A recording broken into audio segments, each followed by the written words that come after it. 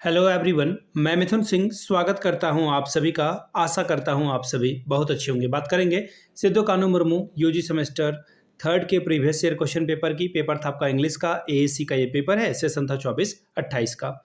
आगे बढ़े उससे पहले मैं आपको बता दूं, लास्ट 5 ईयर के previous year question paper 69 rupees में आपको जो है 5 साल के पेपर अवेलेबल करा दिए जाएंगे। दूसरी बात, 199 रुपये में आपको सजेशन प्रोवाइड कर दिया जाएगा। अभी सजेशन क्या होता है भाई? सजेशन यानी कि वेरी वेरी इंपॉर्टेंट क्वेश्चन, ऐसे सवाल जो एग्जाम में बार बार पूछे जाते हैं, आंसर के साथ आपको प्रोवाइड कर दिया जाता है। यहाँ से मेरी ईमेल आईडी आप देख सकते हैं, yourmithunSingh@gmail.com पे आप मुझे मेल कर सकते हैं। इंस्टा पे अगर आप हो, डू फॉलो मी @imithunSingh। बाकी आप मुझे व्हाट्सअप कर सकते हैं 7979054474 पे। तो चलिए आगे बढ़ते हैं और देखते हैं कि किस तरह का सवाल एग्जाम में पूछा गया था। यहाँ से आप देख पाओगे, ये रहा आपका क्वेश्चन पेपर और यहाँ पे आपको सारी जानकारी मिलेगी। Wait a moment. यहाँ से आप देखिए, यूजी सेमेस्टर थर्ड का ये क्वेश्चन पेपर है और यहाँ से आप देख पाओगे 2025, और ये एएससी इंग्लिश का पेपर है। हालांकि ये 2025 का नहीं, बल्कि ये गलत बात है, क्योंकि एग्जाम आपका जो है 28/7/2026 को कंडक्ट कराया गया था। 1.5 घंटे का वक्त मिला था, फुल मार्क्स था 50 का। 50 में से अगर आप 20 नंबर ले आते हो तो आपका काम बन जाएगा। ठीक है जी। तो चलिए एक एक करके जो है हम लोग देखते हैं, एक एक करके सभी सवालों को हम लोग देख लेंगे। अब यहाँ पे देखो, सबसे पहले एक बात बता दी गई है। वेट अ मिनट, हम लोग बढ़ेंगे। पहला सवाल देखिए आपके सामने ये रहा। वेट अ मिनट, ये रहा आपका सवाल। What is the purpose of a concluding sentence in a paragraph? यानी कि पूरे पैराग्राफ को एक सेंटेंस में या पैराग्राफ बताना हो आपको, या फिर कोई मूवी देखते हो तो आपको अगर पूछे कि ये कैसी मूवी थी, क्या इसका स्टोरी था, तो आप जो है एक लाइन में उसे समेटने की कोशिश करते हो, यानी कि समराइज करने की कोशिश करते हो। आंसर आपका बी होगा। इंट्रोडक्शन आप नहीं देते हो, कोई क्वेश्चन नहीं पूछते हो, कोई भी आप जजमेंट पास नहीं करते हो। जजमेंट पास करते हो समराइज दे करके स्टोरी के बारे में। ऑप्शन बी आपका सही होगा। अगला सवाल, what does unity mean in paragraph writing? Paragraph writing में यूनिटी का क्या मतलब होता है? तो देखिए, every single sentence related to direct to the single main idea, यानी कि आंसर आपका हो जाएगा ऑप्शन नंबर 1। सवाल नंबर थर्ड क्या बोला गया, देखिए, which structure element is the most responsible for the ensuring a logical flow and connection between sentences? देखो, किसकी किसकी बात कर रहा है? लॉजिकल फ्लो भी होना चाहिए इसमें और कनेक्टनेस भी होना चाहिए। तो ये आपको कहाँ दिखेगा? ट्रांजिशन वर्ड में दिखेगा। एक सेकेंड, ये रहा ऑप्शन नंबर आपका थर्ड जो है सही है।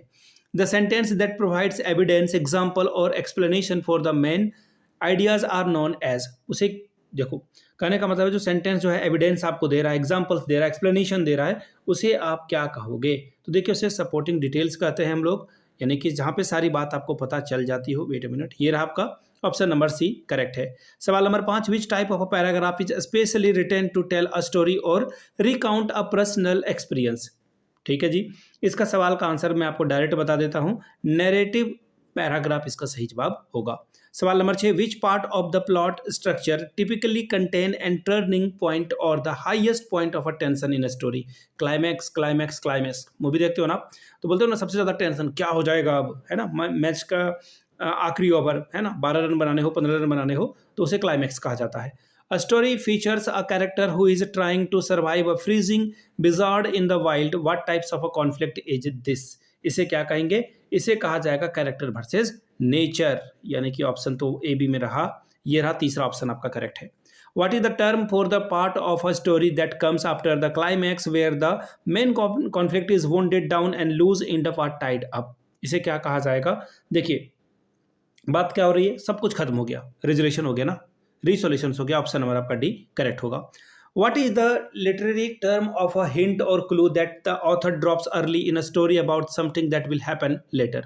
यानी कि कहानी जो है वो बता रहा है, डायरेक्टर बता रहा है, स्टोरी टेलर बता रहा है कि आगे क्या होने वाला है, हिंट आपको दे दिया गया है, उसे क्या कहा जाएगा? उसे फिर फोर शैडोइंग कहा जाएगा। ऑप्शन नंबर आपका बी करेक्ट है। What do we call the underlying message, lesson or deeper meaning that an author wants to reader to take away from a story? देखिए, राइटर क्या चाहता है, क्या लेकर के जाए? वो थीम लेकर जाए। क्या लेकर जाए? थीम। इस स्टोरी की थीम क्या है? To expand paragraph well you should add detail that support. यानी कि अगर आप किसी पैराग्राफ को डिटेल में लिखना चाहते हो तो आपको एक आइडिया चाहिए कि ये पैराग्राफ क्या कहना चाहता है। सवाल number 12, what do you use the connect ideas smoothly when expanding a passage. Passage को अगर आपको एक्सपेंड करना है तो आप क्या करोगे जिससे जो है ये बहुत ब्यूटीफुली जो है आगे बढ़ जाए। तो ट्रांजिशन वर्ड, ये सवाल रिपीट हो गया है। What is the very first sentence of the expanded paragraph usually called.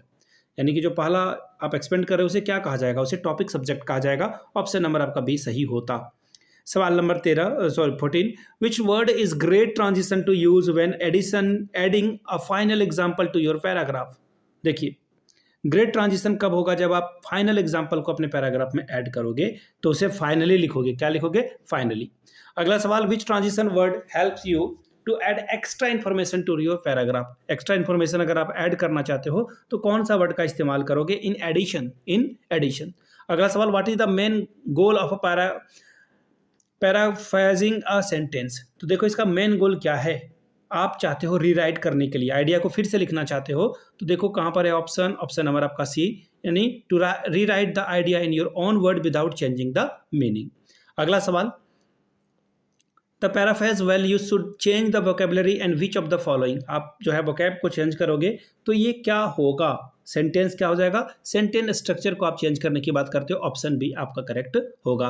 The tiny puppy consumed its food rapidly, which option is the best paraphrases. यानी कि जो छोटा पपी था वो अपना फूड को बहुत जल्दी जल्दी खा रहा है।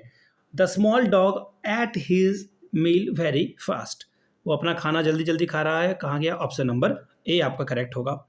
We gladly accept the gift which is paraphrases. देखिए हम लोगों ने जो है ग्लैडली जो है अपने गिफ्ट को एक्सेप्ट किया, तो ये क्या होगा answer, we happily took the present. Present का भी मतलब क्या होता है, गिफ्ट ही होता है। आंसर आपका बी करेक्ट होगा। अगला सवाल, question number 20, which of this is okay to keep the same when paraphrasing. बोला गया कॉमन नेम और date, every single descriptive adjective, the exact order of the all word.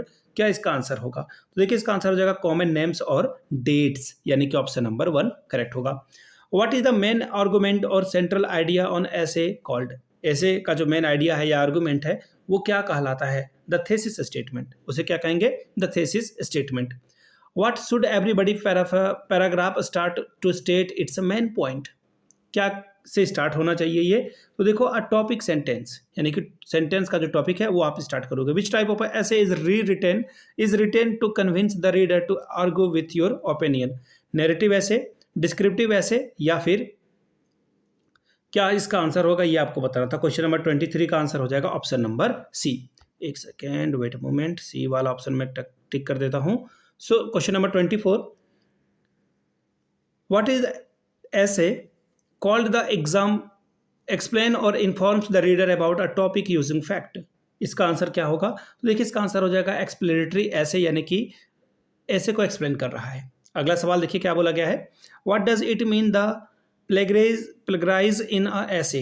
ऐसे में प्लेगराइज का क्या मतलब होता है, तो देखिए इसका आंसर हो जाएगा to copy someone else word और idea and pretend they are yours. यानी कि आप आइडिया तो कहीं से और ले रहे हो लेकिन आप इसे अपना बता रहे हो। ऑप्शन बी आपका करेक्ट होगा। The pace of wolfs that loudly in the forest, तो इसका आंसर क्या हो जाएगा ऑप्शन नंबर 26 का। इस करेक्ट आंसर इज बी, यानी कि हॉल्स। अगला सवाल देखो, एक्चुअली क्या है ना कि ग्रुप को आप जो है वो जो है प्लुरल से ही जो है करते हो, ठीक है। अगला सवाल, विच sentence has correct subject verb arrangement. यहाँ पे आपको 4 सेंटेंस दिया गया है, किसका अरेंजमेंट सबसे सही है, तो आंसर आपका हो जाएगा peanut butter and jelly is my favourite sandwich. अगला सवाल, the book including all the maps dash lost. एक बुक है जो सारे मैप्स को इंक्लूड करता है, वो बुक क्या हुआ है, इज जो है ये क्या होगा, एक्चुअली क्या होगा, वाज लॉस्ट, यानी कि खो चुका है वो। Many a student fail to submit their homework on time, यानी कि बहुत सारे बच्चे ऑन टाइम पे जो है होमवर्क अपना सबमिट नहीं कर पा रहे हैं। इसका आंसर क्या हो जाएगा, मैनी स्टूडेंट हैज़। देखो लास्ट वाला सेंटेंस मायने रखता है, स्टूडेंट है इसलिए हैज़ लगेगा। ऑप्शन नंबर 2 करेक्ट होगा। There dash many reasons to study every single day, हर दिन पढ़ना का बहुत सारा रीज़न है, इसे क्या आप क्या पुट करोगे, तो यहाँ पे आप लिखोगे there are. Option number C. The sky is completely clear so that is rainy today, मतलब आसमान बिल्कुल साफ है तो क्या बारिश हो पाएगी, क्या मस्ट तो होगा नहीं, शुड तो होगा नहीं, माइट तो होगा नहीं, वॉन्ट होगा, यानी कि ऑप्शन नंबर 31 का करेक्ट आंसर जो है बी हो जाएगा। Which modal is use to ask the permission in the modal most polite and formal way. Formal तरीके से आप किसी को कुछ पूछते हो तो यहाँ पर आप क्या लगाओगे, में लगाओगे, दोस्तों के साथ आप कैन का यूज करते हो, ठीक है। If you want to pass the exam you study harder, उसे जो है क्या करना चाहिए, यू शुड, अगर आपको एग्जाम पास करना है तो आपको अच्छे से पढ़ना होगा, शुड लगाओगे आप। I dash lift the heavy box by the my self so please help me, यानी कि ये खुद बक्से को नहीं उठा पा रहा है तभी तो आपसे हेल्प मांग रहा है, तो यहाँ पे आंसर क्या होना चाहिए, यानी आई कांट लिफ्ट, यानी कि मैं उठा नहीं पा रहा हूँ या फिर ज़्यादा देर तक रख नहीं पाऊंगा। You drive a car without a valid driving licence, you don't have to, you shouldn't have to, you can not. देखो यहाँ पर क्या हो जाएगा कि आप जो है बिना ड्राइविंग लाइसेंस के गाड़ी नहीं चला सकते हो, ऑप्शन सी सही होगा। Wood is not so as iron, यानी कि लकड़ी जो है भारी नहीं होती, किसके तुलना में, आयरन की तुलना में, तो यहाँ पे क्या हो जाएगा, हैवियर होना चाहिए। ऑप्शन नंबर 36 का जो करेक्ट आंसर है वो हो जाएगा heavy, sorry so heavy as iron, option A आपका करेक्ट होगा। अगला सवाल, एवरेस्ट इज डैश पीक, यहाँ पे क्या बोला गया है, हाई, हाइयर, हाईएस्ट या फिर हाईली, तो हाईएस्ट इसका सही जवाब होगा। Sam is faster than Tom, Tom is slow, slower या फिर स्लोली, तो देखिए इसका आंसर हो जाएगा slower. Mumbai is busier than other cities, यहाँ पे बोला गया है Mumbai is busier than, most यहाँ पे लगना चाहिए, लेकिन अगर आप यहाँ पे देखोगे सिटीज यहाँ पे लगा दिया गया है तो आपको ऑल लगाना होगा, ये जो सिटीज है इसकी वजह से आपको ऑल लगाना होगा। This is dash book I have read, ये जो किताब है मैंने इसे पढ़ा, यानी कि ये जो है बहुत अच्छी किताब है, तो यहाँ पे गुड नहीं लगेगा, बेटर नहीं लगेगा, बेस्ट लगेगा, best book I have read. अगला सवाल देखिए क्या बोला गया, क्वेश्चन नंबर 41, आपको बोला गया है the sun rose the fog disappeared, the sun having risen the fog, क्या होगा इसका आंसर, ये पूछा गया है, तो देखो डिसअपियर्ड हो जाएगा, ये क्या हो जाएगा, डिसअपियर्ड, यानी कि option number B. He was tired he went to bed early being, अब देखो बहुत थका हुआ था इसलिए जल्दी बेड पे गया, तो ये क्या हो जाएगा, वो क्या था, वो क्या था, टायर्ड था, यानी कि ऑप्शन नंबर आपका बी सही होगा। She heard the news, she fainted, यानी कि उसने न्यूज सुना और वो बेहोश हो गई, इसका आंसर क्या हो जाएगा, option number C. The policeman ran fast he could not catch the thief, policeman दौड़ रहा था लेकिन वह चोर को नहीं पकड़ पाया। Dash running faster the policeman could catch the thief, अगर वह तेज दौड़ा होता तो वो पुलिस को पकड़ लेता, चोर को पकड़ लेता, तो यहाँ पे क्या हो जाएगा, अगर अगर उस अगर को आप जो है बिकॉज ऑफ नहीं लिखोगे, अकॉर्डिंग टू नहीं लिखोगे, इंस्टेड नहीं, इन स्पाइट ऑफ लिखोगे आप। अगला सवाल, और इंस्टेड ऑफ जो है सेंटेंस के शुरू में आता है, the work has sorry work was done we went home, the work being done we go, went और गोइंग और गॉन, तो यहाँ पे आंसर हो जाएगा वेंट, हम लोग घर गए। सवाल number 46, how many diphthongs are there in English language, 5 6 7 8, answer आपका 8 हो जाएगा। How many monophthongs are there in English language, 12 14 16 और 18, तो देखिए इसका आंसर क्या हो जाएगा, इसका आंसर हो जाएगा 12, यानी कि ऑप्शन नंबर ए। सवाल number 48, which dictionary symbol represent the long O vowel sound in boot, तो देखिए बूट को जो है कौन सा वॉवेल साउंड रिप्रेजेंट करके दिखाएगा, ये सवाल आपसे पूछा गया है, तो यहाँ पे आंसर आपका बी होगा, ए होगा। Which dictionary symbol represent the vowel sound in cat, cat में क्या आएगा, देखो कैट में ए ई आएगा, कैट। अगला सवाल, which dictionary symbol represent the starting consonant sound in the word chair, chair में कौन सा साउंड आएगा, तो आंसर आपका हो जाएगा ऑप्शन नंबर सी। तो ये था आपका सिद्धू कानू मुर्मू का एसी इंग्लिश वाला क्वेश्चन पेपर, एमसीक्यू वाला। पिछले 5 साल के जितने भी पेपर हैं वो आपको 69 में और सजेशन आपको 199 में प्रोवाइड कर दिया जाएगा। यहाँ से मेरी ईमेल आईडी आप देख लें, yourmithunsingh@gmail.com पे आप मुझे मेल कर सकते हैं। इंस्टा पे अगर आप हो डू फॉलो मी @imithunsingh, बाकी आप मुझे व्हाट्सअप कर सकते हैं 7979054474 पे। वीडियो को आपने यहाँ तक देखा, प्यार दिया, इसके लिए आप सभी का बहुत बहुत शुक्रिया। Have a good day.